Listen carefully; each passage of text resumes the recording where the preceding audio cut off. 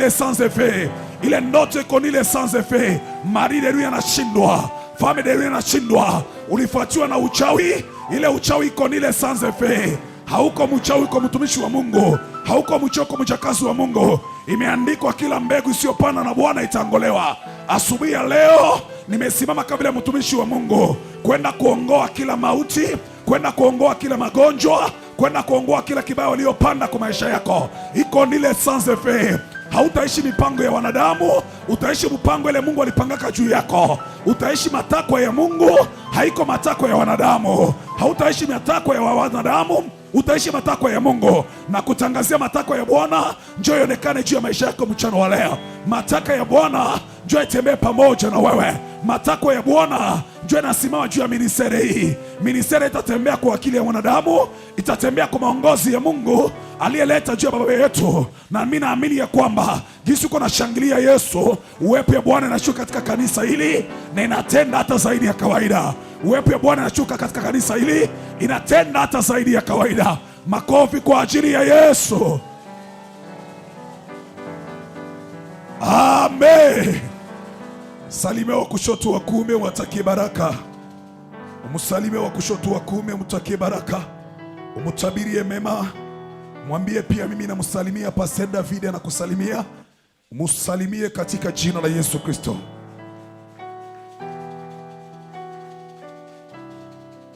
Amen. Kaa chini na Mungu akubariki. Tunamshukuru tena Mungu anatupatia neema na kibali hiki ya kuona asubuhi ya leo. Tunashukuru pia presence yako katika mkutano huu. Ninaamini ya kwamba kwa kunipitia mimi Mungu atakuwa nasema na maisha yako mchana wa leo na itakuwa pia baraka. Tulianza mkutano wetu tokea siku ya kwanza na somo yetu iko nasema juu ya siri za kuvuka ngambo. Na katika hii somo inayosema siri za kuvuka ngambo ni kutaka kutuambia kusema ya kama Mungu anapenda kukutosha kiwango ulipo akupeleke kiwango kingine.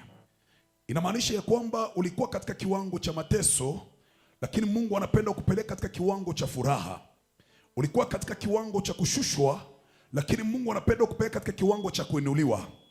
Ulikuwa katika kiwango cha kukosa kibali, lakini Mungu anapenda kupeleka katika kiwango cha kupata kibali. Ulikuwa katika kiwango mara cha ukosefu na umaskini ya kupitilia, lakini Mungu anapeleka katika kiwango cha kufikia kweli, kuitwa mtajiri. Ulikuwa katika kiwango cha kukufa, lakini Mungu anapenda kupeleka katika kiwango cha kupata uzima. Na Mungu kama anapenda kuleta kitu, mbele ya kifanye kile kitu anatanguliaka kwanza kukitabiria kile kitu. Na ndio maana tuko hapa ili kukitangaza, ili Mungu aitoshe ailete katika maisha yako. Sema amen. Tulizungumza mengi kadiri Roho alituongoza, lakini siku ya leo tunataka kuzungumza somo inasema la rencontre qui crée les miracles. La rencontre qui crée les miracles. Ama Kiswahili wanasema makutano inaozaa miujiza. Makutano inaojaa miujiza. Hiyo ndio somo yetu ya leo na itakuwa pia baraka. Sema amen. Miujiza ni kitu gani? Miujiza ni malama Mungu anatenda katika maisha ya watu wake. Unajua Mungu tulikuja kumwabudu asubuhi ya leo. Mungu haonekanake. Tunaacha manyumba, tunasema tunakuja kanisani, tunaenda kukutanana pamoja na Mungu. Lakini kiukweli katika macho ya mwili, Mungu wa mbinguni haonekanake. Na alimwambia siku moja Musa, wakati Musa alimwambia Bwana, napenda kuona uso wako. Mungu akamwambia Musa ya kama Musa, mwanadamu aweze kuniona na akafikie kuishi. Doki kuniona mie Mungu ni ngumu, aweze kuniona na ubaki ukiishi. Inamaanisha Mungu aonekanake, lakini hata kama aonekanake maalama zake tunazionaka. Sema amen. Mungu aonekanake, lakini maalama zake tunazionaka.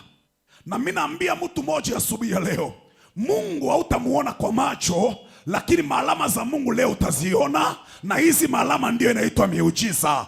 Hataonekana kwa macho, lakini masinye zake zitaonekana kwa maisha yako, na utasema ya kama hata kama sikumuona kwa macho, lakini maalama yake naliziona. Hata kama sikumuona kwa macho, lakini maalama zake naliziishi. Na niko na imani yaseme amene, na Mungu aianzie kwa maisha yake. Na niko na imani yaseme amena, na Mungu aianzie katika maisha yake. Ni kusema miujiza, ce sont des signes qui témoignent la présence de Dieu. Miujiza ni malama inayomaanisha uwepo ya Mungu. Naona siku moja Yesu alikuwa anafanya kazi. Alipokuwa anafanya kazi, Yohana yuko ndani ya kifungo.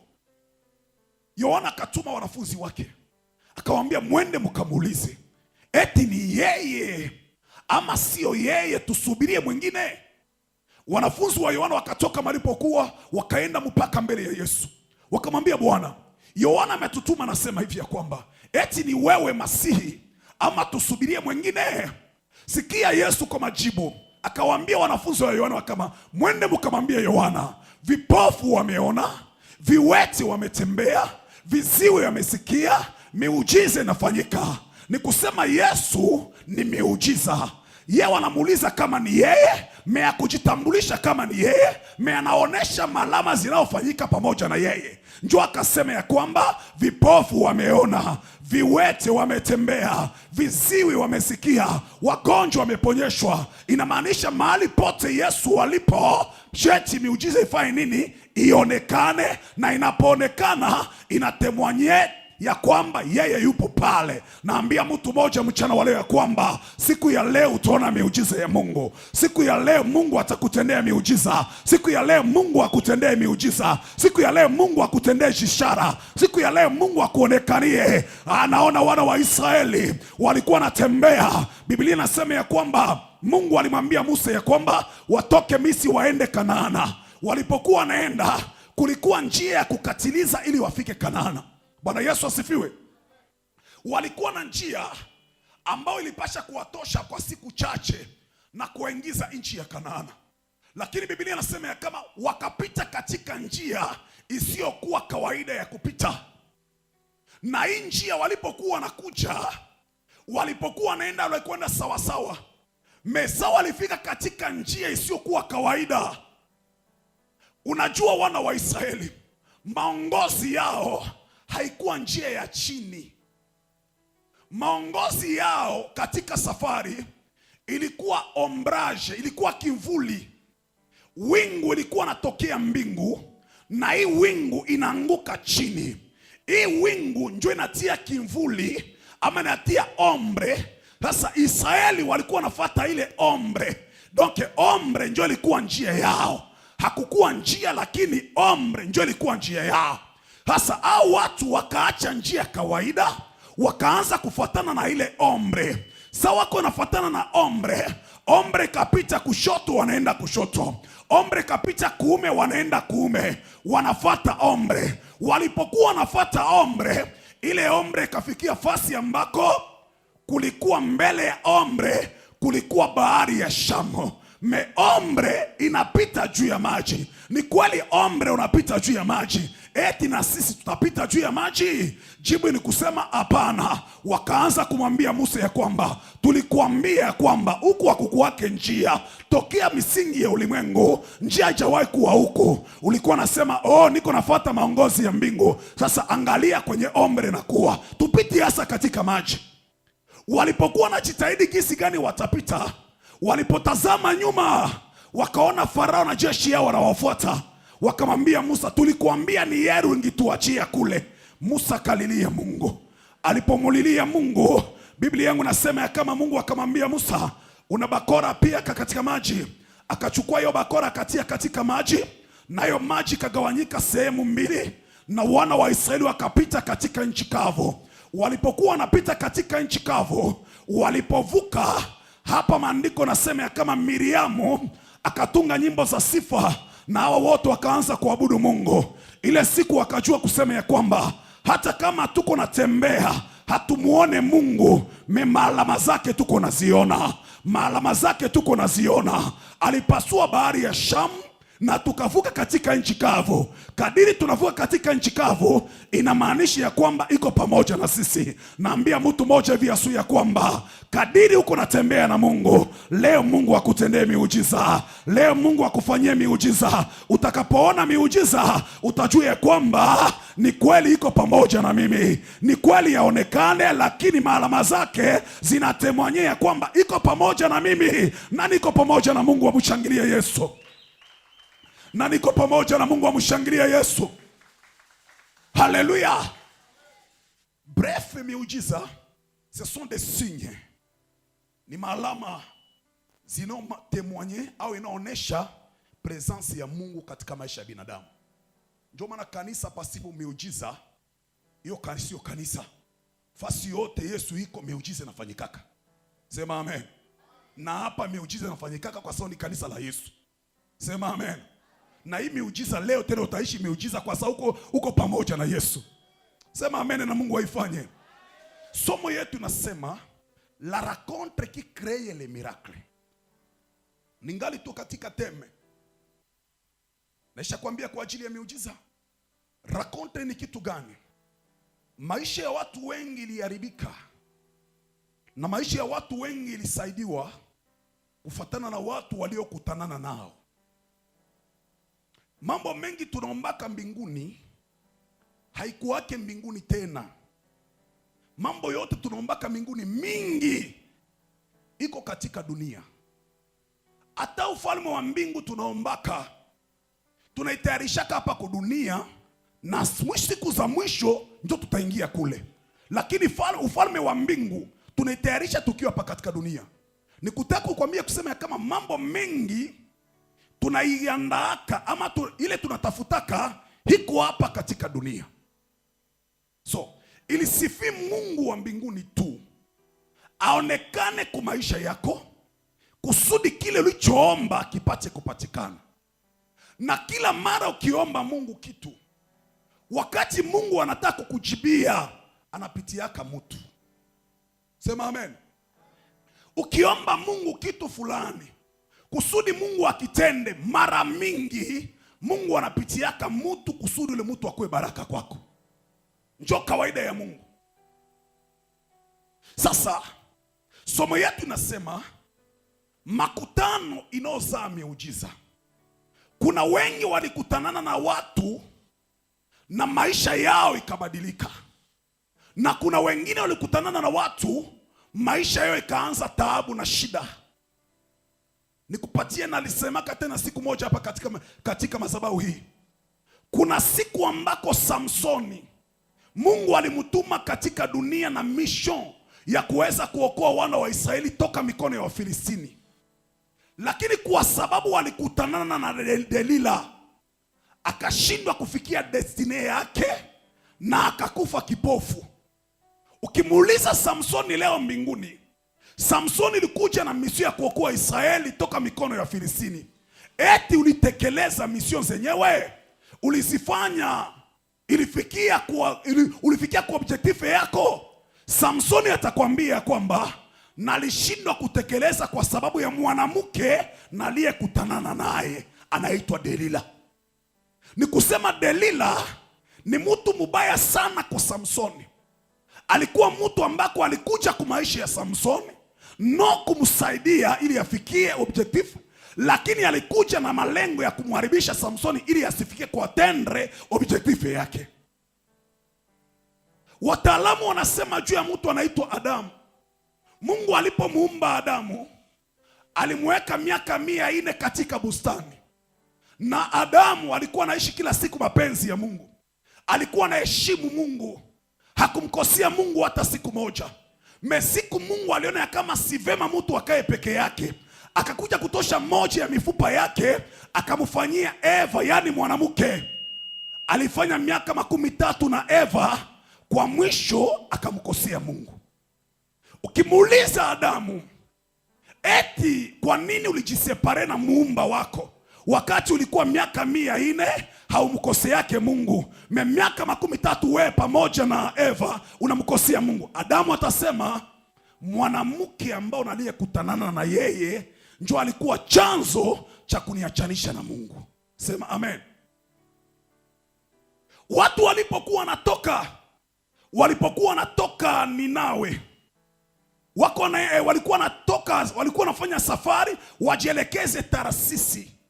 Maandiko nasema kama Yona naye akaingia katika hiyo chombo. Balikuwa ba commerçant. Yona akaingia, Meshide ikainuka, Zoruba ikainuka. Bale ba commerçant bakachukua mizigo yote bakatupa kumaji. Balienda kutokea Ninawi. Balienda kutokea Tarsisi tafadhali. Balitokea pasipo kitu, mikono mitupu. Ukiwauliza kwa nini mnakuja kila mara na marchandise, mara hii mnakuja mikono mitupu kwa nini? Watasema ya kama ni mtu tuliyekutanana na yeye anaitwa Jonase, njoo alikuwa sababu ya siku tupa mizigo yetu kumaji na ikaacha sisi tutokea hapa mikono mitupu. Ni kusema maisha ya mtu inaweza kufaidia kulingana na mtu aliyekutanana na yeye, au inaweza kuharibika, inadepende na mtu gani uliyekutanana na yeye. Na mimi nakuombea asubuhi ya leo, Mungu akutenge na kila mtu mubaya kwa maisha yako. Kila yote atakuwa sababu ya wewe kulia hivi ingali mapema, Mungu amuondoe kwa maisha yako. Hata kama leo ni wa faida, kama kesho atakuwa sababu ya wewe kulia, Mungu amuondoe katika maisha yako. Hata kama leo yeye ndio msaada, kama kesho atakuwa sababu ya kukuua, Mungu amuondoe katika jina la Yesu. Usikie ungesema amena. Kama kiko mubaya, kama ni Jonase, Mungu aanze kumutosha ingali mapema. Kama ni Jonase, Mungu aanze kumutosha ingali mapema. Kama ni Eva ambaye atasimaji kukuangusha wewe Adam, amuondoe ingali mapema. Kama ni Eva, Mungu amuondoe. Sijue kama ni nani aliyesimamia maisha yako, sijue kama ni Delila, Mungu amuondoe ingali mapema. Sema Bwana umuondoe. Bwana umuondoe. Sasa akakuwa bwana yako.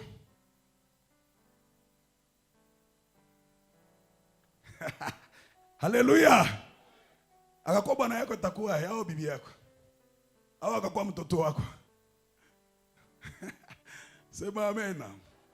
Akakuwa bwana, Mungu ambadilishe. Akakuwa bibi, Mungu ambadilishe. Akakuwa mtoto, Mungu ambadilishe. Sema amena. Tunarectify hapa kwa madhabahu. Parce neno ya madhabahu yanakuwa na nguvu. Si ndio? Unaweza kuona kama Mungu ni Bwana anaenda kufa na kwa alia tena. Oro wengi uliomba. C'est pourquoi tuna rectifier. Kama ni Bwana, Mungu amshange.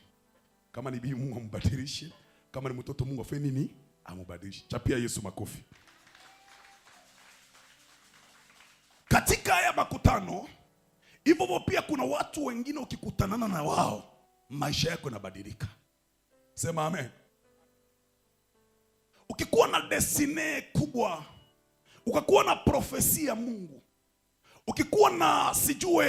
ukikuwa na ndoto mzuri kwa maisha yako ambayo Mungu alikuambiaka, uko na profesia ambako ba vrai prophète balikutabiriaka, kusudi Mungu aikamilishe, anapitiaka mtu. Ndio maana Joseph alikuwa na ndoto ya mzuri, mekusudi ndoto ivae mwili, ilibidi Mungu amkutanishe pamoja na Farao. Walipokutanana pamoja na Farao, ndoto ya Yosefu ikavaa mwili. Hata wana wa Israeli walipokuwa Babeli, walikuwa na promesa ya watatoka Babeli na kurudia Yerusalema baada ya miaka 17. Ilibidi Mungu ainue mfalme Kiro kusudi awatoe Yerusalema, awatoe Babeli, awapandishe Yerusalema. Kila mara ukikuwa na ahadi ya Mungu, kila mara Mungu akipenda kukubariki, anatiaka mtu mzuri katika njia zako. Na mimi nakuombea mchana wa leo 2026, Mungu akukutanishe na watu wazuri katika njia zako. Mungu akuletea watu wazuri katika njia zako. Mungu akuletea watu wazuri katika njia zako, wakiwa wakina mama, wakina baba, wataka kupeleka katika level zingine. Ingalao huduma, Mungu akuletee watu watakao kupandisha level ya huduma. Mungu akuletee watu watakayesaidia maisha yako kimwili. Unapokutanana na wao, unajua kama ni Mungu aliwaleta kwangu ili anibadilishie maisha. Upokea watu katika jina la Yesu. Umpokee mtu katika jina la Yesu. Umpokee katika jina la Yesu. Umpokee katika jina la Yesu. Kila mara uko na ahadi ya Mungu, siku ya leo Mungu atie mtu mzuri kwa njia zako. Mungu atie mtu mzuri kwa njia zako. Ikiwa baba ingawa mama akuwa wa mzuri kunjia zako, umpokee katika jina la Yesu. Na kuombea Mungu mchana wa leo, Mungu alete mtu mzuri kunjia yako. Baba, ulimuahidi huyu mama, baba ulimuahidi huyu baba, huyu kaka, ulisema naye kamanda wa vita. Maombi yangu mbele yako Yesu, umkutanisha pamoja na Farao wa maisha yake, umkutanisha pamoja na Farao wa maisha yake. Yeye ni kama vile Yusufu, hataweza kutoboa peke yake, lakini Mungu wa mbinguni uliandaa Farao kwa ajili yake. Maombi yangu na kusi kama vile mtumishi wako, umkutanisha pamoja na Farao wa maisha yake, umletee Farao wa maisha yake ili yashanje historia ya maisha yake. Sema napokea, sema napokea. Ivae mwili katika jina la Yesu. Bwana ivalishe mwili katika jina la Yesu. Haleluya. Musa alikosa kibali kwa ndugu zake. Alipopenda kuamua na kuachanisha, mmoja akamwambia, kama unataka kuniua na mimi, gisi uliua ule Mumisri. Maandiko nasema ile jambo ikajulikana na Musa akaamua kukimbia. Ni kusema alikosa kibali, akakimbia kwenye jangwa la Midiani. Huko akajifanya kuwa mfanyakazi wa mtu anaitwa Yetro. Alipokuwa mfanyakazi wa Yetro, Biblia yangu nasema ya kama siku moja alipokutanana pamoja, alipoona kishiki, donc kipande cha mti kiko na waka moto lakini hakiteketee, akasikia sauti. Alipogeukia hiyo kishiki, aliposikia sauti, akavua viatu vyake. Hapo hapo wakamwambia, unarudia Misri.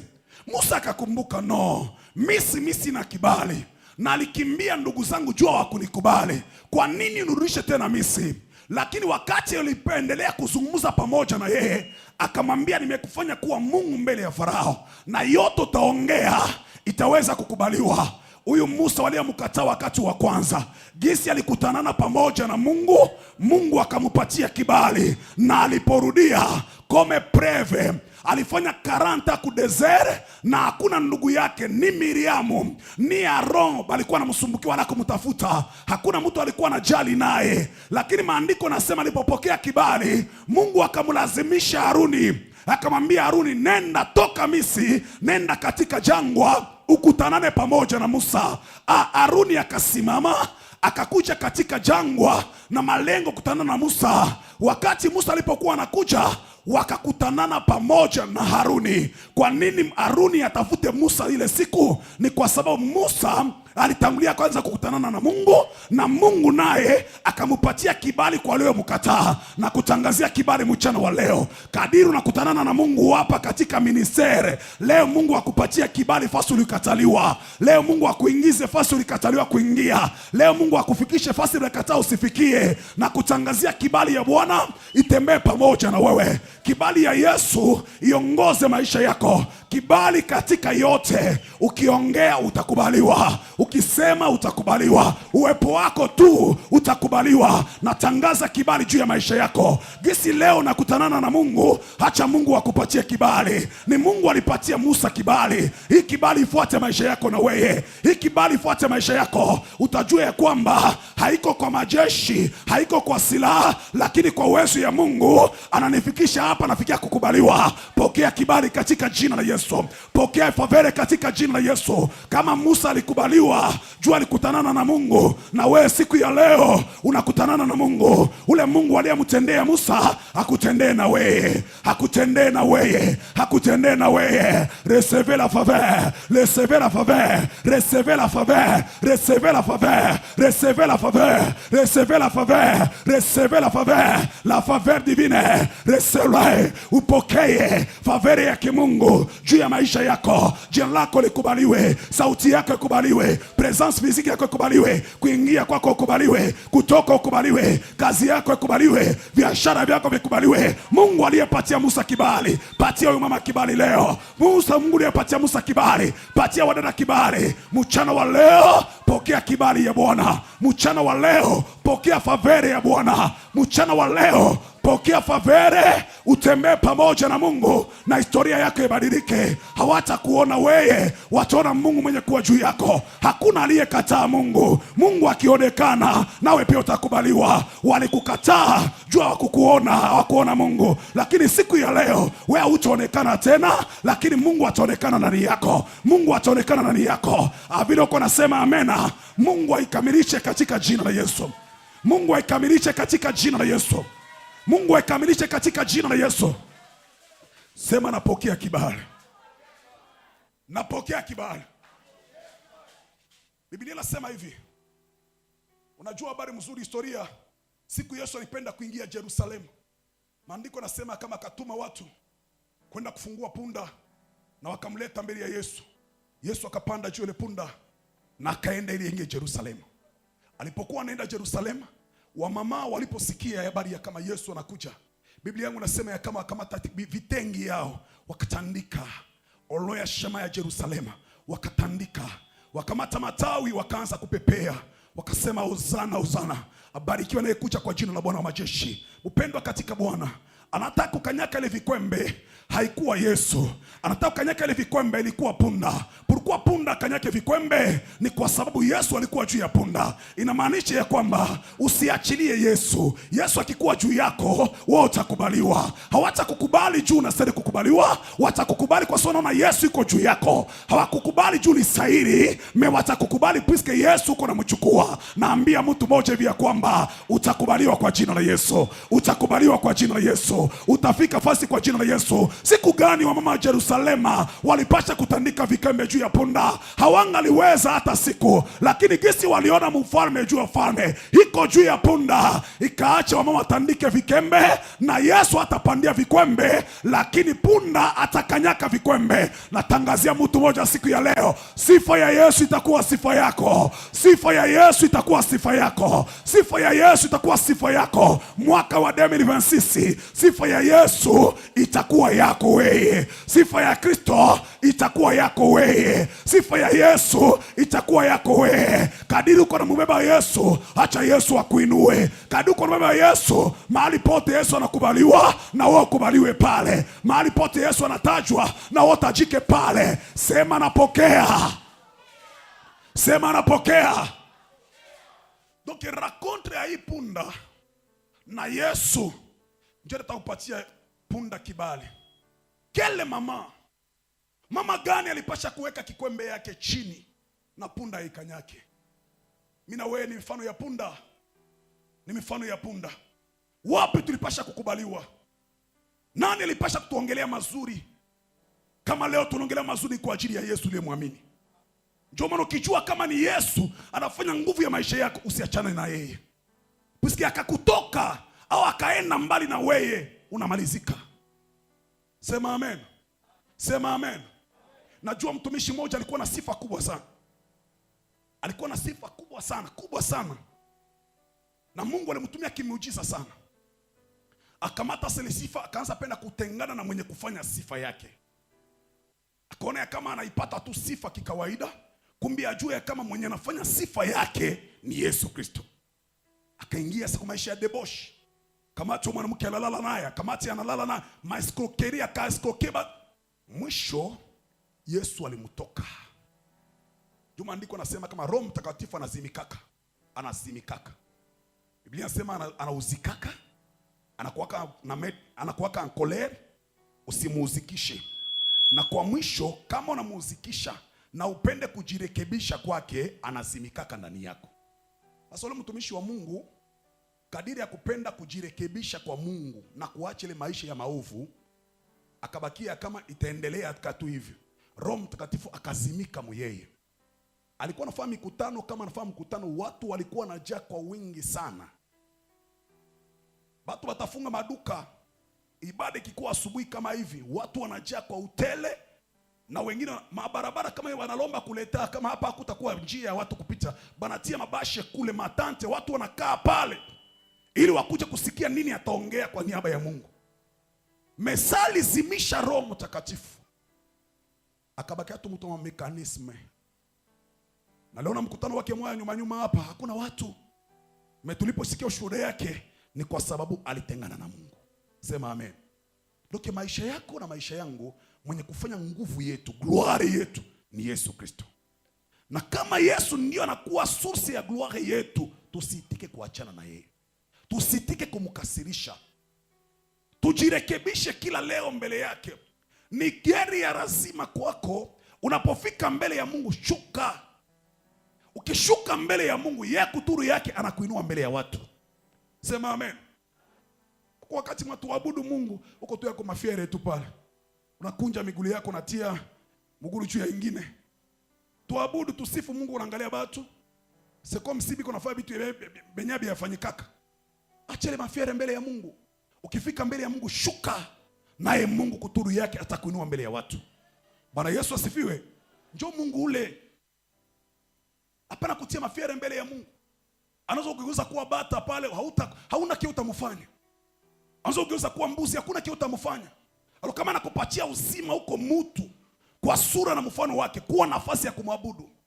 Ili sachi tulale chini, shuka kumagoti, lala chini, gaga mbele ya katika udongo juu ya Yesu. Ukiifanya hivi, yede sonturu anakuinua mbele ya watu. Anakutukuza mbele ya watu, anakubariki mbele ya watu, na hii inafsaidia maisha yako.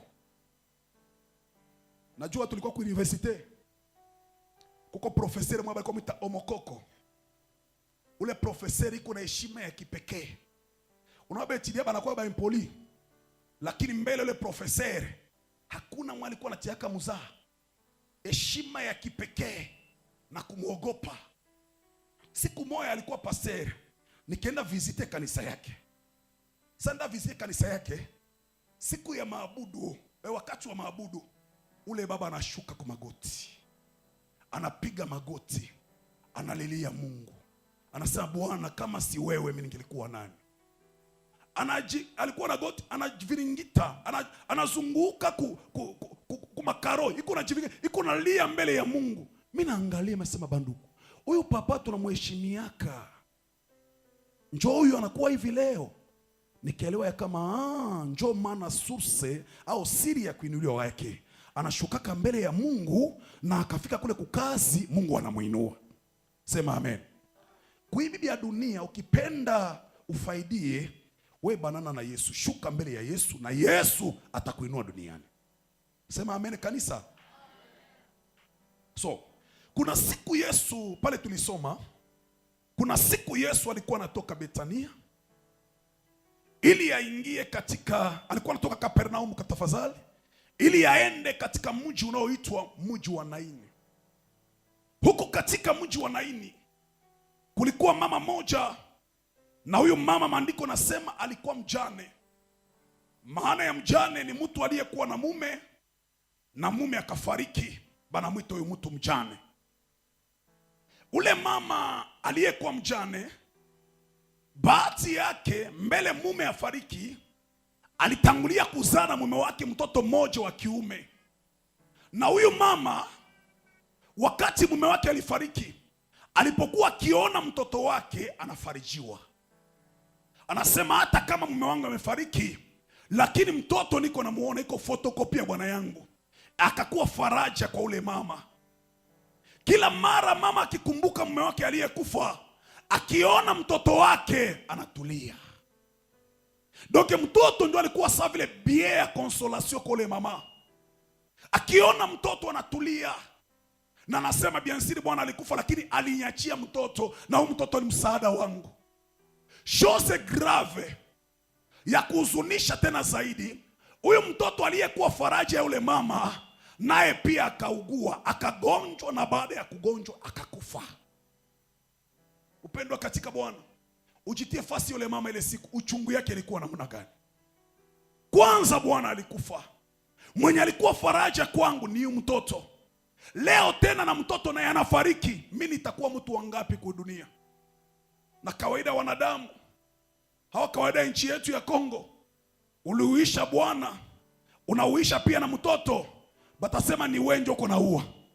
Haiko vile. Pourquoi tu uishe Bwana na leo tena mtoto naye akufe? Inawezekana wewe ndio uko la baadhi ya kuwaua. Biblia inasema wakati mtoto alipokufa, huyu mama akalia sana.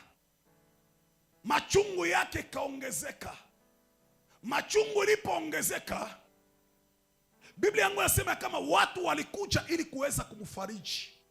Wanamwambia mama, acha kulia, ujipatie moyo mama, ujipatie moyo.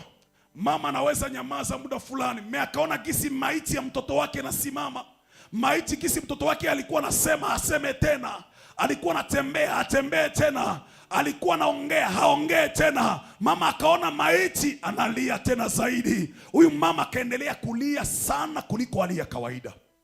Lakini hata kama alikuwa analia, watu wa kumfariji walikuwa wanamkaribia, acha kulia. Faraji ya mwanadamu haina kabisa faraji ya kweli, kwa sababu atakufariji ni kweli, anaweza kuambia acha kulia, mecha kukulilisha kikasimama, utaendelea tu kulia. Iko sawa vile umwambie mtu mwenye ana chakula acha kulia, acha kulia, na iko nalia juu ya njala, ataendelea tu kulia. Anaweza nyamaza muda fulani, baada ya muda atalia tena. Juu ni njala iko kutumbu tu. Kusudi umama huyu mtu mwenye njaa asilie, inamaanisha ya kwamba umpatie tu chakula. Akikula chakula hata ongeza tena kulia. Haiko vile kanisa. Haleluya. Huyu mama walimfariji kwa njia zote. Mama alishindwa kufarijika kwa sababu alikuwa anaona maiti ya mtoto wake. Wakamjia wengine wakamwambia, mama acha kulia, ujipatie moyo. Acha kulia mama, ujipatie moyo. Baada ya muda fulani akaona wanaleta serikei. Anauliza serikei ya nani? Wanamwambia ndio serikei watazika mtoto wako hii. Mama akaongeza tena kulia. Akasema hata mko ananiambia niache kulia, mimi naona jeneza mnaileta juu ya kutia mtoto wangu ndani. Tanyamazaje wakati niko naona mtoto wangu anatafuta kwenda kuzika? Kelke miniti alipokuwa ananyamaza, akaona watu waliotoka kwa makaburi kwenda kuchimba wanakuja na mabeshe paka mbele yake. Alipoona na mabeshe akauliza, mabeshe inatoka wapi? Wakamwambia, hii mabeshe tunatoka kuchimba kaburi ya kuzika mtoto wako. Mama akaongeza kulia. Wakati kilio yake, donke kilio huyu mama ilikuwa na varie kulingana na hali ilikuwa najitokeza kwa maisha yake. Doke bakaleta serikali anaongeza kulia, bakatoka kuchimba kaburi akaongeza kulia, bakachukua mtoto wake bakatia ndani ya serikali, mama akaongeza kulia. Wakabeba mtoto wakaenda ili wamzike. Walipokuwa wanaenda kumzika, mama akaendelea kulia sana. Kama vile kawaida wa mama, mwingine alimshika kushoto, mwingine alimshika kuume. Biko namwambia mama acha kulia, ujipatie moyo. Mungu anajua jinsi utaishi. Hakuna kitu kiatokeaka.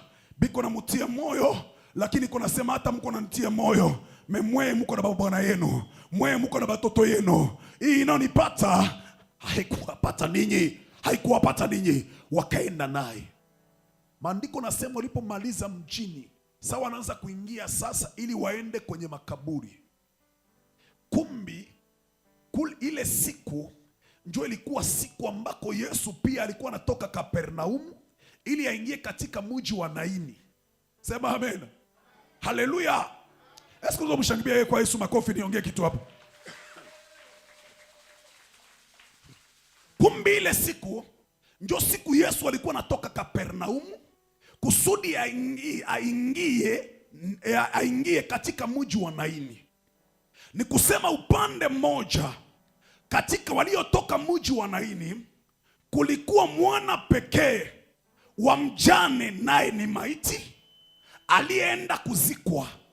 Upande wa kule kulikuwa mwana pekee wa Mungu anaitwa Yesu Kristo wa Nazareti, pamoja na kikosi ama kikundi cha mitume wake waliokuja na malengo ya kuingia Naini. Lakini ndani ya huyu mtu anayekuja kuna uzima ndani yake. Sema amen. Njoo pale kwa nalitosha somo yangu nasema la rencontre qui crée les miracles. Sema amen. Walipokuwa nakuja, mama hakuwa anafikiria kitu tena, alijua hapa anaenda kuzika tu. Walipokuwa nakuja hapo wakakutanana. Biblia inasema walipokutanana, kitu cha kwanza Yesu aliangalia wote walikuwa nalia. Yesu akajua kama mwenye kulia ya kweli ni huyu mama aliyepotelea mtoto. Kitu cha kwanza alipojua kama ni huyu mama iko na aliyepotelea mtoto ndio mwenye kulia ya kweli, kitu cha kwanza akamuonea huruma. Sema amen. Na mimi nakuombea leo Yesu akuonee huruma. Yesu akuonee huruma. Mbele Yesu atende miujiza na mtu, kitu cha kwanza anatanguliaka ni kumwonea yule mtu huruma. Leo Yesu akuonewe huruma, anionee na mie huruma, kusudi gisi tuliingia leo tusitoke gisi tuliingia. Atuonee huruma kusudi mchana anatonesha leo ikuwe mchana ya miujiza. Oh, pokea huruma ya Bwana juu ya maisha yako. Pokea kwanza huruma, baada ya huruma miujiza ifanyike. Sema amena. Akamuonea ule mama huruma. Alipomuonea huruma, akageukia mara moja wale waliochukua jeneza, waliochukua serikali. Unaona kule zamani ya kukuka magari ya kubeba serikali. Serikali ilikuwa imebeba kwa mikono, hata kwa interior ndio vile inakuwa paka leo. Wanabeba serikali kwa mikono. Ni kusema alikuwa pandisha serikali, batu ine, huyo anakamata huko, anakamata huko, anakamata huko, 4 pesa biko na juu. Yesu alipomwona yule mama huruma, akaangalia wale waliochukua serikali, akawaambia kama muishushe chini. Sema amena. Yesu akasema muishushe chini, na waliochukua serikali wakashusha ile serikali chini. Na mimi naambia mtu mmoja asubuhi ya leo kupitia neno la Bwana, aliyechukua heri yako aishushe chini, aliyekamata nyota yako aishushe chini, aliyekamata ndoa yako aishushe chini, aliyekukorompe aliyechukua vyako aishushe chini, neema yako aishushe chini, alibeba itwale yako aishushe chini. Chote chako ambako wacho walichukuaka leo waiweke chini. Yote yako walichukuaka, niko namwambia aiweke chini. Sijua upande gani alipo, kama ni kuvilaje yenu aiweke chini, kama ni upande wa mjini aiweke chini, kama sijua upande wa msitu aiweke chini, kama ni kumaje aiweke chini. Pote walipoenda nayo leo, adui ya maisha yako aweke maisha yako chini, aweke maisha yako chini. Atakapoweka chini, itatokea kwa maisha yako, itatokea kwa maisha yako. Yote yako ambako alichukuaka leo, namwambia kwa jina la Yesu aiweke chini. Aiweke wapi? Chini. Kama ni pesa iweke wapi? Chini. Kama ni ndoa iweke wapi? Chini. Kama ni kibali iweke wapi? Chini. Kama ni chance yako, neema iweke wapi? Chini. Kama ni watoto wako weke wapi? Chini. Kama ni maisha yako ya kuendelea weke wapi? Chini. Kama destiny yako ilitiwa giza iweke wapi? Chini. Maisha yako yote weke wapi?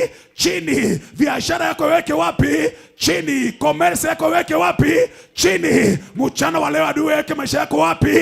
Chini. Aliweke chini, aiweke chini, aiweke chini, aiweke chini, aiweke chini. Yesu alisema siku zile waliochukua jeneza alimuiweke chini. Na mimi mchana wa leo kupitia jina la Yesu, katika neno la sunisha, aliyechukua maisha yako leo aiweke chini, aliyebeba sante yako aiweke chini, aliyebeba ndoto zako za mzuri aiweke chini, aliyechukua maisha yako aiweke chini, aliyechukua kibali yako aiweke chini. Pote walipoenda na maisha yako mchana wa leo, niko nasema waiweke chini, waiweke chini, waiweke chini. Kibali yako chini, maisha yako chini, sante yako chini, watoto wako chini, ndoa yako chini, mchumba wako chini, kazi yako chini, biashara yako chini. Yote waliochukua waiweke chini, waiweke chini. Niko naambia adui aweke maisha yako chini, niko naambia adui aweke maisha yako chini, niko naambia adui aweke maisha yako chini, niko naambia mchawi aweke maisha yako chini, ulimwengu wa giza iweke maisha yako chini, iweke maisha yako chini, iweke maisha yako chini. Maisha yako iweke wapi? Chini. Aiweke wapi? Chini. Walipoweka serikali chini, Yesu akaongea na kijana aliyekuwa ndani, akamwambia kijana, na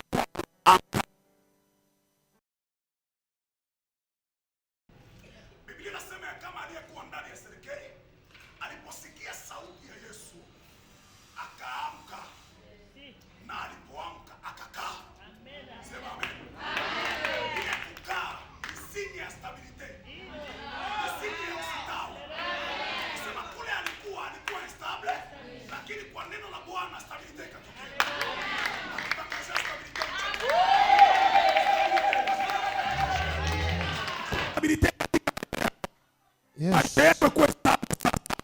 Maisha yako ikuwe stable sasa. Stabilite tembee pamoja na wewe. Ndoa yako ipokee stabilite, kazi yako ipokee stabilite, yako yote ipokee stabilite. natangaza stabilite katika maisha yako. Natangaza stabilite mchana wa leo. Kila domene maisha yako ipokee stabilite. Sema je reçois. Yes. Encore je reçois. Hii stabilite ivae mwili kwa maisha yako. Amen. Sema amen. Amina. Kuna watu wanatumika mekazi kwa instable.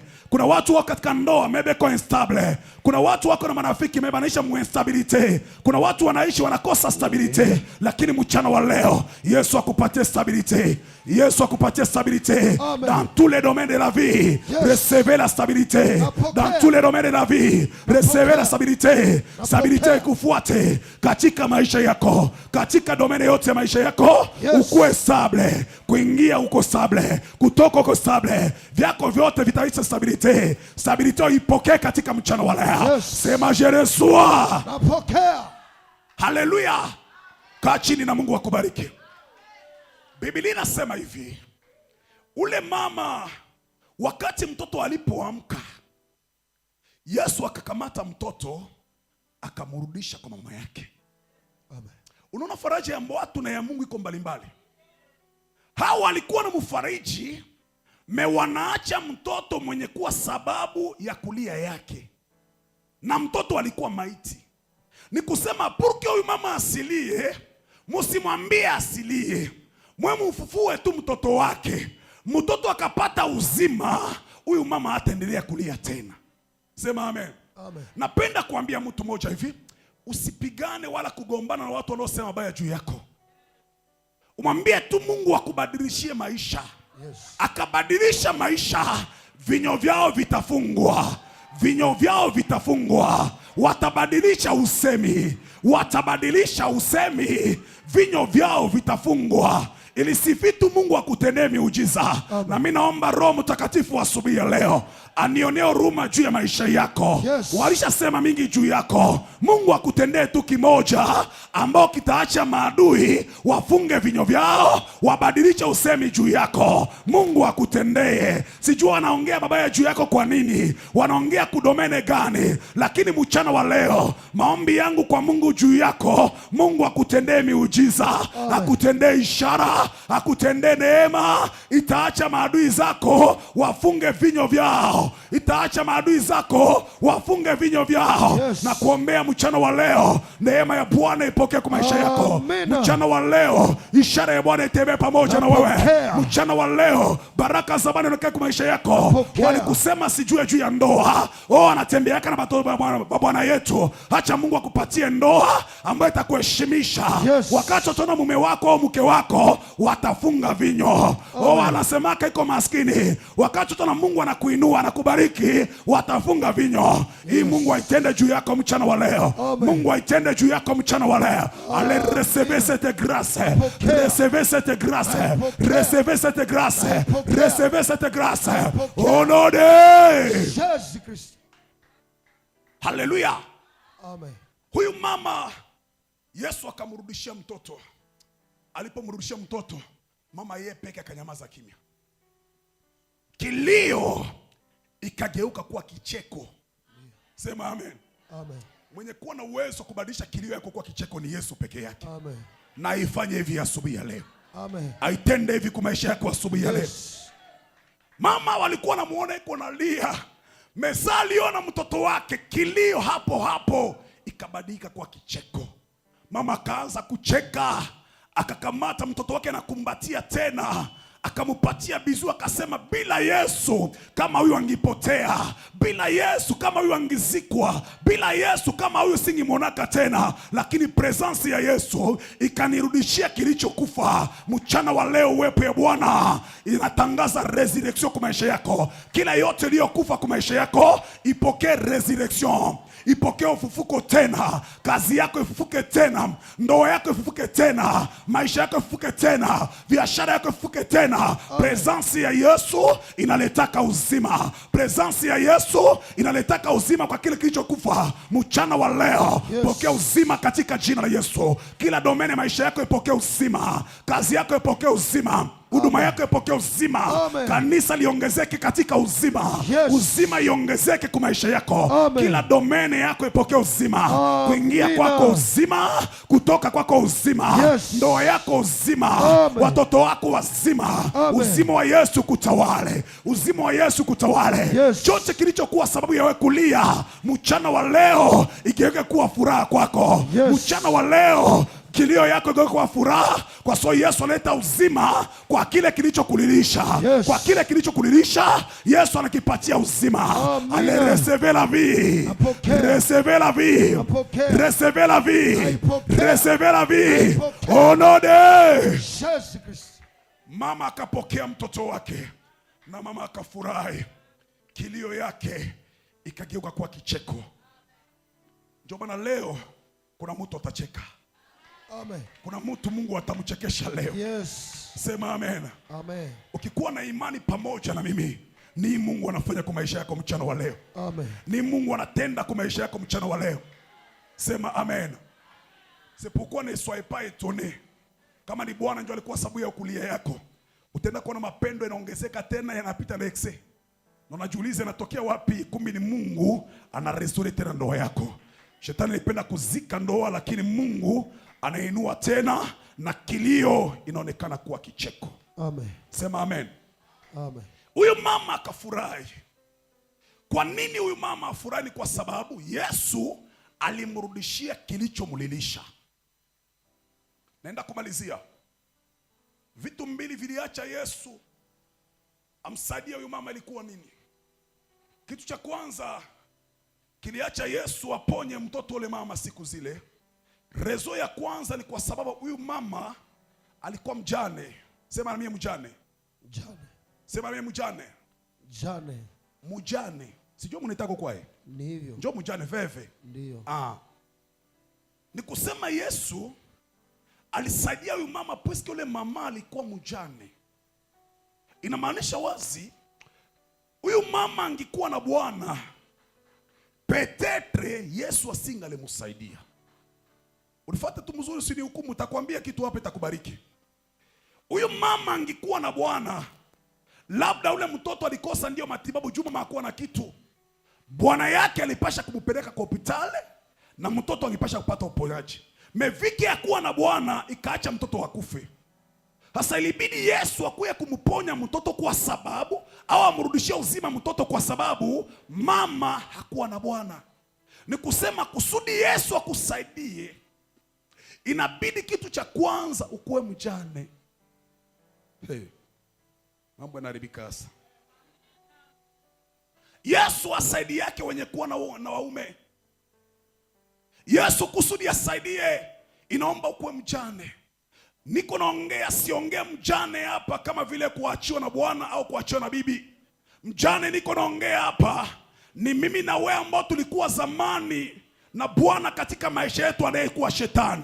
Tuliposikia habari ya Yesu, shetani akakufa kwa maisha yetu, tukawabakia wajane. Yes. Tulipobakia wajane, Yesu akaturekipere na akaitwa Bwana wa wajane na baba ya mayatima. Inamaanisha Bwana aliyekuwa kwa maisha yako ndio shetani. Tayari amekwisha kufa. Sasa Yesu ndio anakuwa Bwana wa maisha yako. Yes. Ni kusema kusudi Yesu akusaidie, inaomba ukuwe mjane. Ni kusema shetani haiko tena kwa maisha yako, lakini Yesu yeye peke ndio anabakia Bwana ya maisha yako. Naambia mjane moja kwamba Yesu Kristo ndiye Bwana wa maisha yako. Yes. Yesu Kristo ndio Bwana wa maisha yako. Shetani amekwisha kufa, lakini Yesu ndio anatawala maisha yako. Na kadiri yeye ndio anakutawala, acha restore tena vyako kuwa upya. Biblia inasema ya kama yeye ndiye mtengenezaji wa mabomoko. Yeye ndiye mtengenezaji wa mabomoko. Reparate de breche. Kadiri Bwana yako haiko tena, kadiri Bwana yangu haiko tena, tunabakia na Bwana mmoja. Yeye ndiye Bwana na Mwokozi wa maisha yetu, ndiye Yesu Kristo. Acha akuwe msaada kwa ajili yako siku ya leo. Acha kusaidia mchana wa leo. Acha kusaidia mchana wa leo. Yes. Ni mfano wako, ni mfano wangu. Kama Yesu asipotusaidia tutakuwa bangapi? Kama Yesu asipotuonekania nani mwingine? Yes. Hatuna msaada yoyote chochote isipokuwa Yesu. Acha kama Yesu ni Bwana maisha yako, acha leo atawale maisha yako tena na akutendee miujiza. Atawale maisha yako tena na akutendee miujiza. Amen. Sema amen. Eske nasikilika? Siseme juu ya bwana yako ule uko naye. Ule bwana yako mtenda naye paka miaka 110. Saidiza. Mtenda naye. Bwana anakuwa anasema hapa ni shetani. Mbele umjue Yesu, ulikuwa na bifanya yako. Hiyo yote ilikuwa manjia ya shetani. Mbele umjue Yesu, ulikuwa kama mpagani, si ndio? Mesa ulisikia habari ya Yesu, ukaachana na shetani. Njoo kufa ya shetani kwa maisha yako. Njoo akakuacha. Sali kuacha. Ukakambatana na Yesu. Sasa kama unambatana na Yesu, Yesu hatakuachilia ifo Yesu akushike mkono. Sema amen. Njoo maana huyu mama, ukiangalia Biblia kwa hali ya mafundisho, kiukweli alipoteza mume wa mwili. Lakini kiufunuo, mume mwenye mimi na wewe tulipoteza haikuwa mume wa mwili. Mume tuliyempoteza kiufunuo ni shetani kwa maisha yetu. Sema amen. Ni shetani kwa maisha yetu. Diable aliyekuwa anaongoza maisha yetu kila leo. Tuliposikia habari ya Yesu, shetani akakufa. Wakati alipokufa, tukambatana na Yesu kuwa Bwana na Mwokozi wa maisha yako. Si ndio? Eske mabibi ya Yesu liko hapa? Mabibi ya Yesu kama vile mimi niko hapa, bataweza kumshangilia Yesu kwa makofi na bigeregere. Acha fiere, shangilia Yesu. Acha fiere, shangilia Yesu. Maisha yako inahitaji Yesu. Maisha yangu inahitaji Yesu. Acha fiere, bila Yesu hauko kitu wewe. Bila Yesu hakuna nafasi utaenda. Bila Yesu hakuna kitu utafikia. Shangilia Yesu kwa makofi na bigeregere. Ukiamini ya kwamba yeye ndiye Bwana na Mwokozi wa maisha yako, uzidi kumshangilia katika mchana wa leo, ili akutendee miujiza, ili akutendee neema, ili akutendee ishara. Chapia Yesu makofi na bigeregere. Simama kwa miguu yako tuombe Mungu. Simama kwa miguu yako tuombe Mungu. Simama mahali ambako ulipo tuombe Mungu. Maombi yetu ya mchana wa leo, cha kwanza utamwambia Mungu akudebarase, akutenge na kila watu wabaya. 2026 utembee pamoja na Yesu na watu ambako wanafaa kuwa baraka kwako. Sema amen. So, ule mtu anaweza kuwa baraka kwako leo, kama atakuwa sababu ya wewe kulia kesho, Mungu aanze kumtosha mbele yako ingali mapema. Sema amen. Tunaona wengine leo ni watu wazuri, lakini Mungu anajua siri ya moyo wake. Anajua kesho atakuwa mtu gani mbele yako. Kama atakuwa mtu mbaya, ni heri mara 10 Mungu wa mbinguni aanze kumtosha leo, avake ubaya yake jitukuze kwa maisha yako. Sema amen. Sema Bwana Yesu, Bwana Yesu. Bwana Yesu, Bwana Yesu. Asubuhi ya leo nimesikia neno lako. Nimesikia neno lako. Unatufundisha makutano inaozaa miujiza. Baba, 2026 nakataa kulia. 2026 nakataa kutembea na watu wabaya. Mchana wa leo, kila mbaya, kila Delila, kila Jonase, kila Delila, mchana wa leo aliyejiingiza kwa maisha yangu ili aniribishie maisha, leo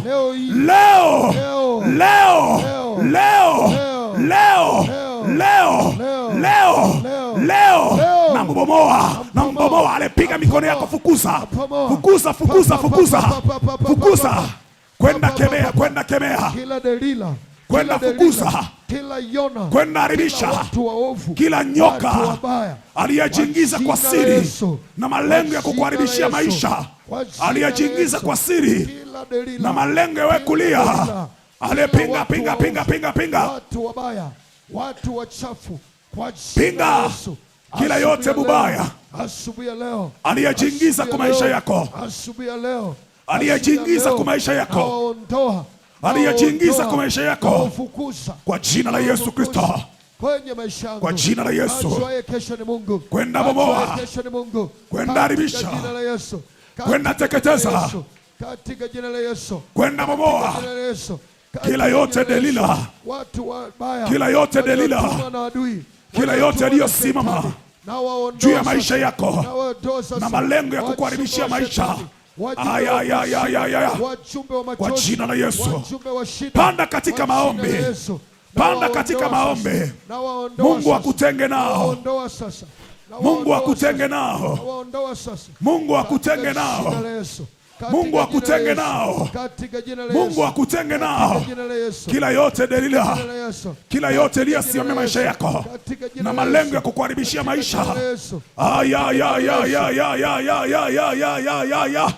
naona watu wanapanda, naona watu wanapanda. Kila yote nyoka alikuja kwa ngozi ya kondoo, lakini ndani yake ana sumu ya nyoka na malengo ya kukuharibisha, kwenda bomoa, kwenda bomoa, kwenda bomoa, kwenda bomoa, kwenda bomoa, kwenda bomoa. Pinga, pinga, pinga, pinga, pinga. Fukuza watu wamewaachilia biashara yako, watu wamewaachilia maisha yako. Mungu watenge mbali na wewe, Mungu watenge mbali na wewe, kila watu wabaya waliotumwa na adui, waliotumwa na adui, hawaondoa kwenye huduma, kwenye maisha, kwenye kazi, kwenye hatua zangu, kwenye hatua zangu. Walozi wachawi waliosimama kinyume cha maisha yetu, cha huduma, katika jina la Yesu, katika jina la Yesu, katika jina la Yesu, katika jina la Yesu, katika jina la Yesu, katika jina la Yesu, katika jina la Yesu, katika jina la Yesu, katika jina la Yesu, katika jina la Yesu, tunawaangusha, tunawaangusha, tunawaangusha, tunawaangusha katika jina la Yesu, katika jina la Yesu.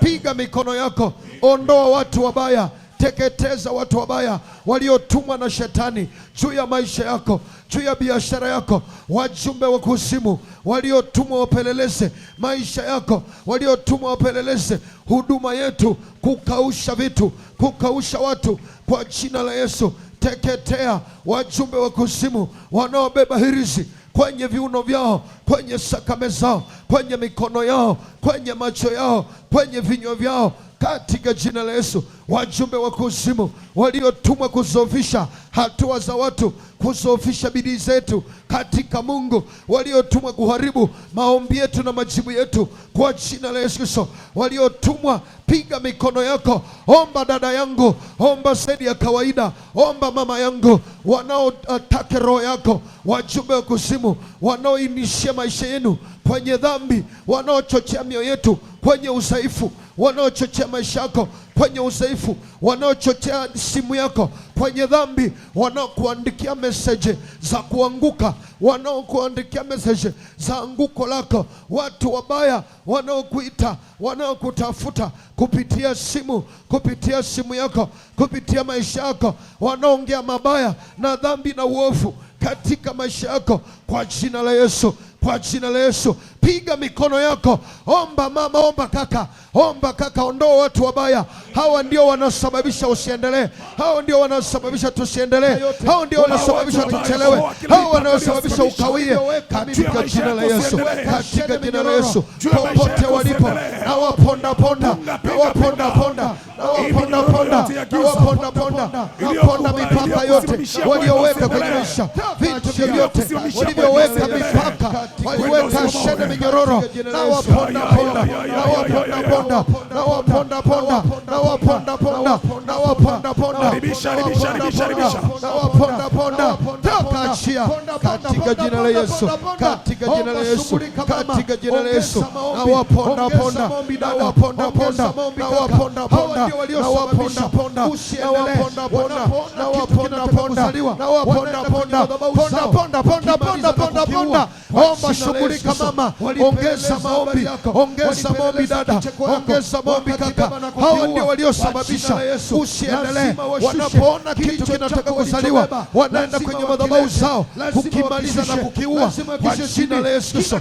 Walipeleleza habari yako, walipeleleza kicheko yako, wakakibeba na kukiua kwa jina la Yesu. Lazima washushe kilicho chako walichobeba, lazima wakilete, lazima wakishushe, lazima wakishe chini kila kitu chako walichobeba, wenda wasike, enda kuitisha kitu chako kisizikwe. Kataa kuzikwa kitu chako, kataa kuzikwa furaha yako, furaha yako iliyozikwa. Angalia sasa, kuna uwezo leo, kuna nguvu leo, kuna ushindi leo, kuna ushindi leo katika jina la Yesu. Shusha kilicho chako, anawaambia waachilie chini, washushe chini, tayari kiko chini, ni wewe unakipere sasa kwa jina la Yesu, kwa jina la Yesu. Naona watu wanarekipere, naona watu wanarekipere, naona watu wanarekipere, naona watu wanakamata vyao, wanakamata vyao, alichobeba adui, alichobeba adui, alichobeba adui, ulichobeba adui, shusha kitu chochote changu ulichobeba, kirudishe leo kwa jina la Yesu.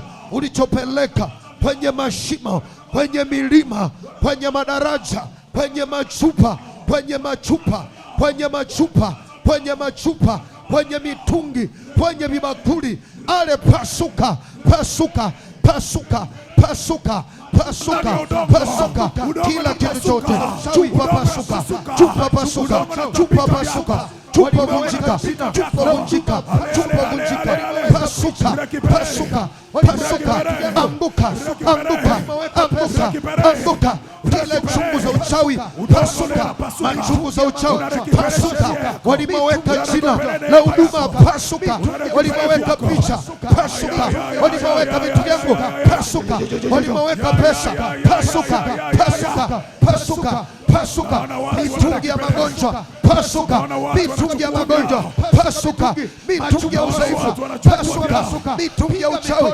pasuka, pasuka, pasuka, pasuka, pasuka, pasuka, pasuka, pasuka, pasuka, pasuka mitungi, pasuka mitungi, machupa pasuka, machupa pasuka, piga mikono, pasula kila chupa, pasula kila chupa, kila mtungi iliyoficha vitu vyako, kila sanduku pasuka, sanduku pasua magereza, pasua majeneza, kila sanduku yoyote iliyobeba furaha yako, iliyobeba kicheko chako, pasua, toka ndani ya sanduku. Chochote changu kilicho ndani ya sanduku na amurisha kila sanduku na walioibeba, shusha, shusha, shusha, shusha, shusha, pasuka na ponda ponda sanduku zao, serekeza na sipasua, walimoweka biashara yako, pasua kila sanduku, kila jeneza iliyobeba biashara yako, iliyobeba vitu vyako, iliyobeba mume wako, watoto wako,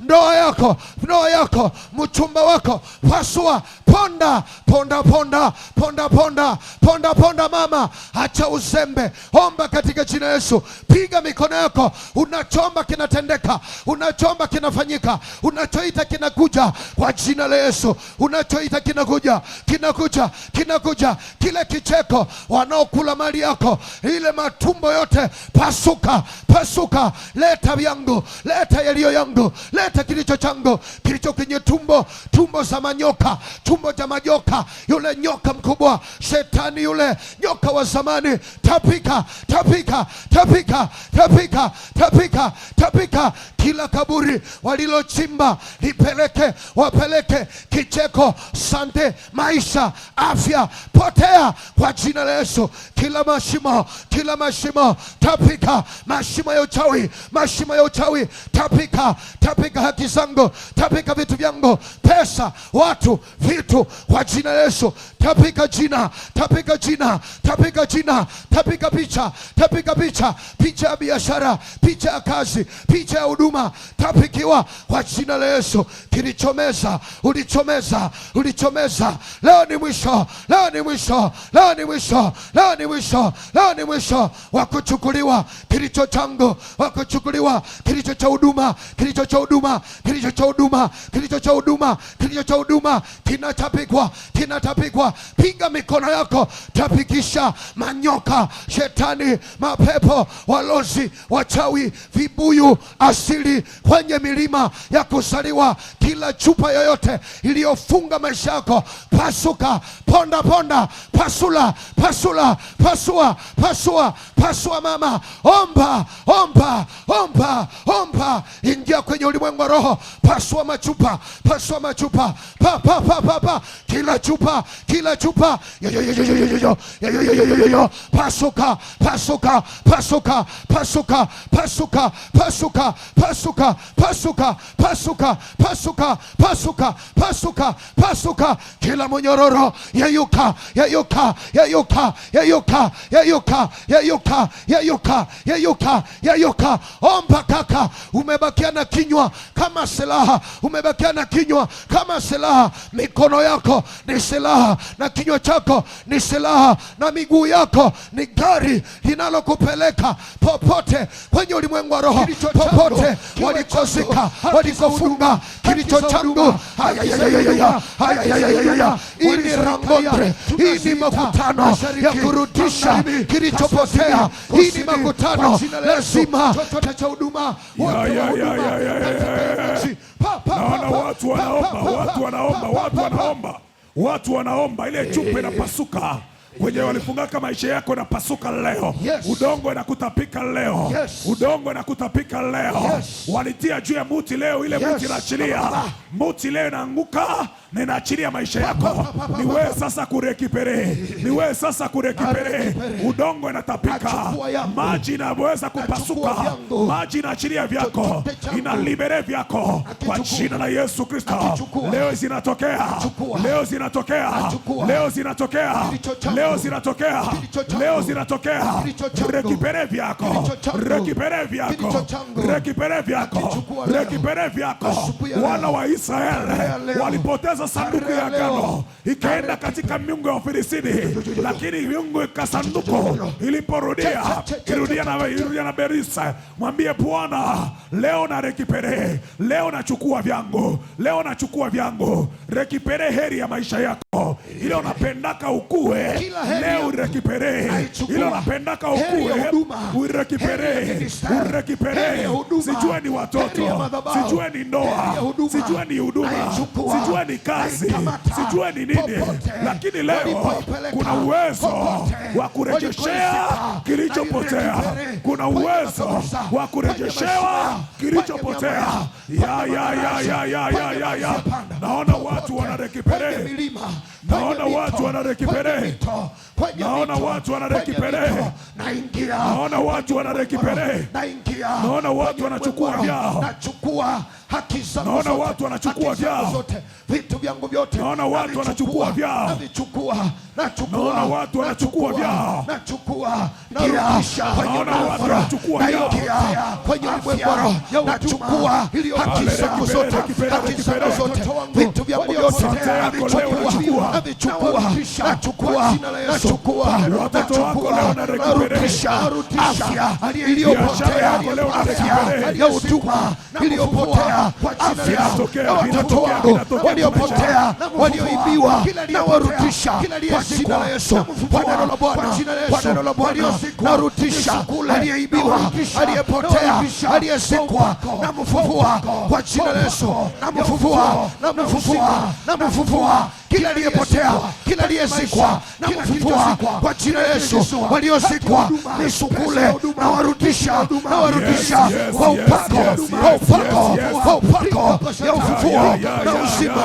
Na mfufua kila aliyezikwa kwenye maisha, kila kilichozikwa, kila kilichozikwa, haki ya huduma, pesa za huduma, vitu vya huduma vilivyozikwa, watu wa huduma, na wafufua. Rikapashata, rikapashata, rikapashata, rikapashata,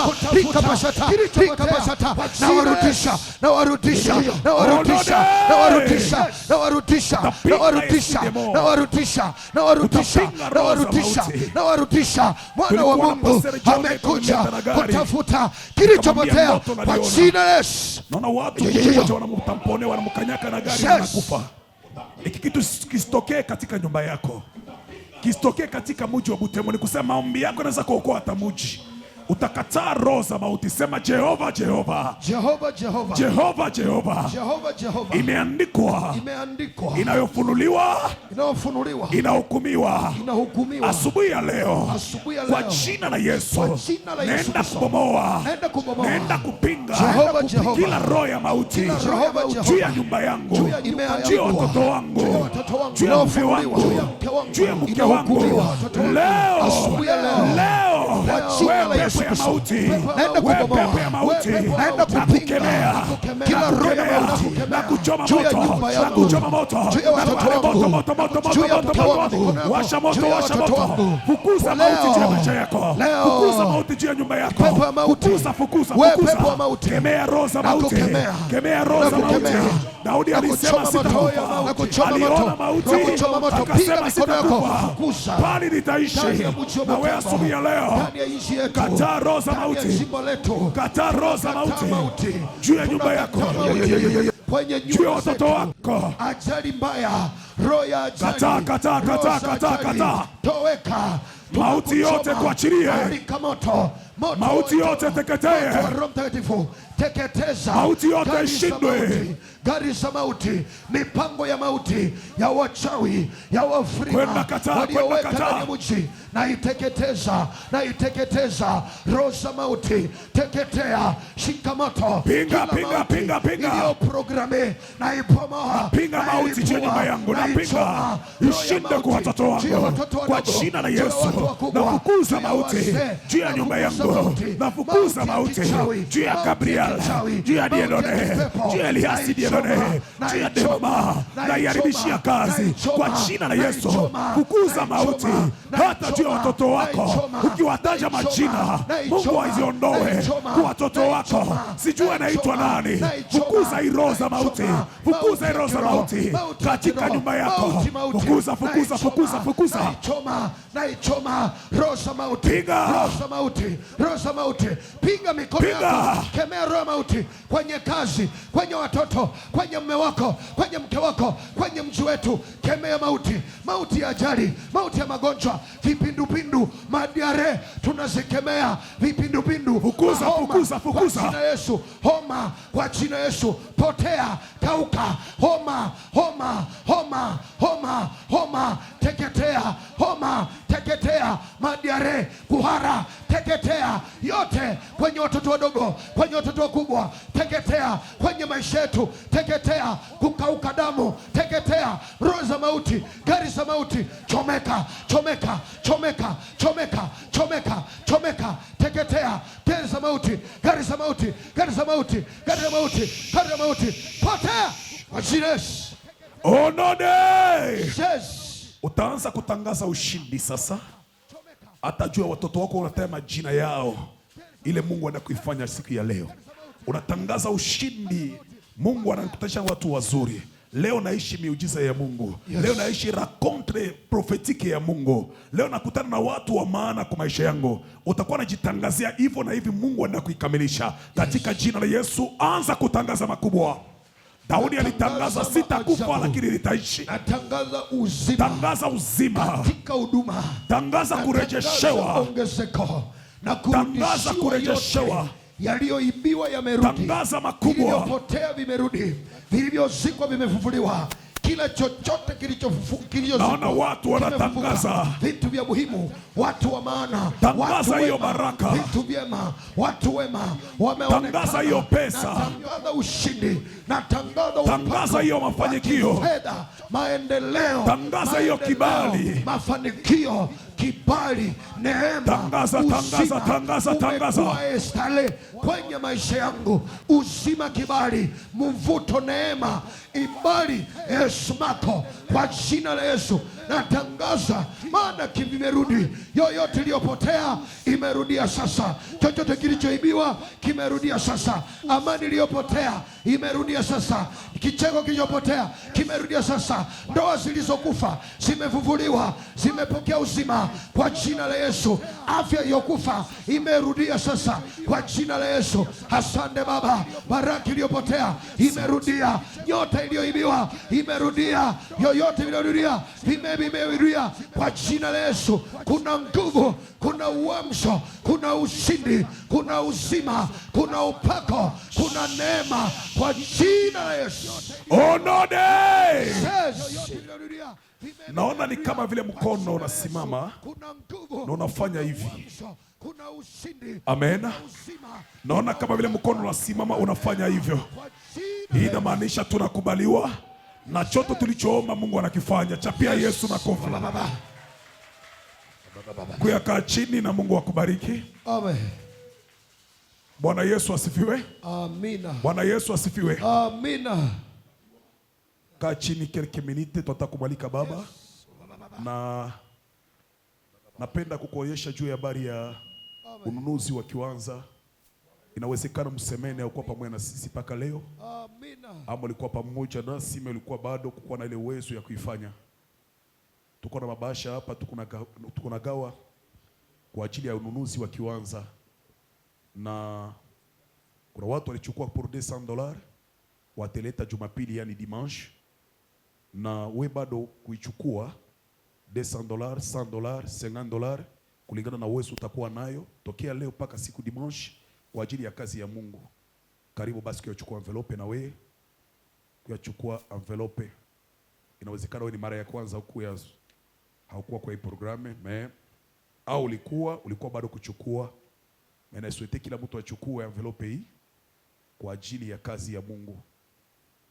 Tunataka kumnunulia Mungu kiwanja kwa ajili ya kazi yake.